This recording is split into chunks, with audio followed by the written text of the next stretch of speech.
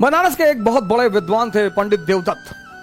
शास्त्रार्थ किया, पूरे भारत के विद्वानों को हरा कर लौट कर आए पंडित देवदत्त। तो जब लौट कर आए तो उन्होंने अपनी मां से कहा कि देखो प्रॉपर आईएएस फर्स्ट रैंक। उनकी मां ने कहा हम ना मानते। बोली क्यों? ये सर्टिफिकेट गवर्नमेंट ऑफ इंडिया पहली रैंक है आईएएस में। अरे बोले सब सर्टिफिकेट किसी और को दिखाओ, चलो हटो। तो उन्होंने कहा कि क्यों? बोले यहां एक जुल्हा रहता है कबीर, तुम उसको हरा के दिखाओ। बोले कबीर? हाँ बोले जुल्हा रहता है वहीं आगे कहीं सड़क के उस पार रहता है कबीर, तो उसको हरा के दिखाओ। अरे बोले जुल्हा अभी हरा के आते हैं। गए कबीर के घर। ज्ञानी को बड़ा ताव होता है, मैं बड़े लोगों से मिला हूं कि I am from Oxford university, I have done my research from Oxford university. अरे तो खुदा थोड़ी हो, बड़े सारे ऑक्सफोर्ड यूनिवर्सिटी से पढ़ के आए। सुखिल बोलते ना कि my uncle lives in Canada. अच्छा, कनाडा में बहुत सारे चपरासी भी हैं। हर आदमी कनाडा में इंडस्ट्रियलिस्ट थोड़ी है। अहंकार, हम ये हैं हम वो हैं। पंडित जी पहुंचे कबीर के घर, लगे दरवाजा नॉक करने। अहंकारी बड़ा उत्तेजना में रहता है कि मैं कौन? गजोधर सिंह।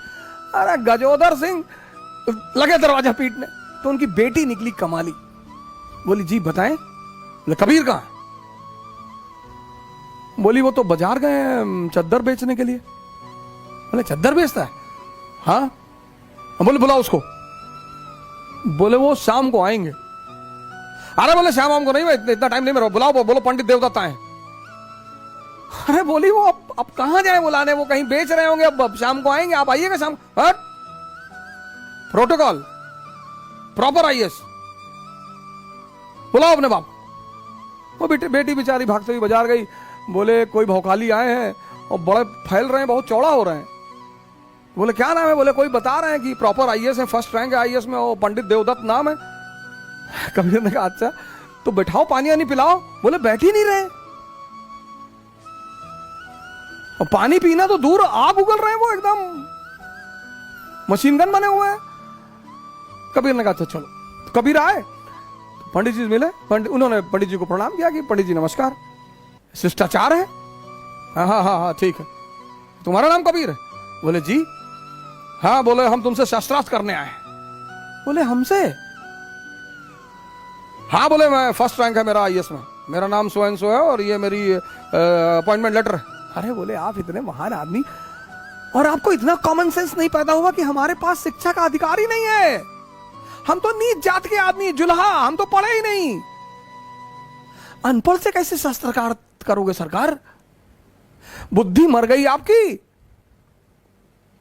तो देवदत्त को लगा कि हाँ यार बात तो सही कह रहा है, ये तो पढ़ा लिखा है ही नहीं, इससे मैं बहस कैसे करूंगा। तो देवदत्त ने कहा तो तुम हारी मानते हो? बोले सरकार हम तो पहले से हारे हैं। देवदत्त लौट के आया, बोला यार किसके यहां भेज दी थी मरा हुआ आदमी? हम जाके बताएं हम गजोधर सिंह। लगा कांपने ऐसे ऐसे करके और पैर पकड़ लिया, रोने लगा, कहा भैया माफ कर दो। उसकी मां ने कहा मैं ना मानती, लिखा के लाओ। ऐसे तो ना मैं मानूंगी, लिखा के लाओ। लिखा के फिर आए पंडित जी, बोले लिख के दो।